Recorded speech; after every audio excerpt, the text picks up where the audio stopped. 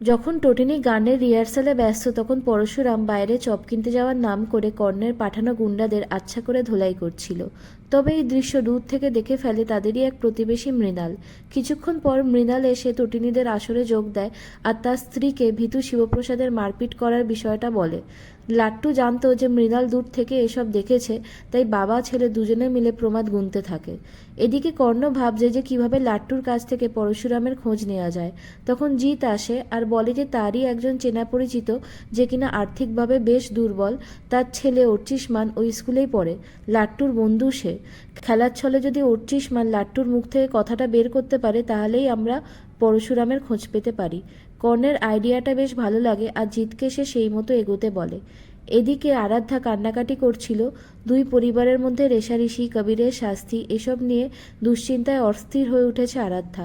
সে কবিরকে পরামর্শ দেয় যে এইসব হানাহানি শত্রুতা বন্ধ করে শুধু পরশুরামকে টার্গেট করতে। এরপরে কর্ণ আর কবির স্পেশাল ব্রাঞ্চে যায়। বলরামের মুখোমুখি হয় তারা। স্কুলের গেটের সামনে যে শিবপ্রসাদ অফিসারদের সাথে কথা বলছিল সেই ছবিটা দেখায় আর বলে যে কী কথা বলছিলেন আপনারা। বলরাম বলে যে সেই কৈফিয়ত আপনাকে দিতে বাধ্য নই।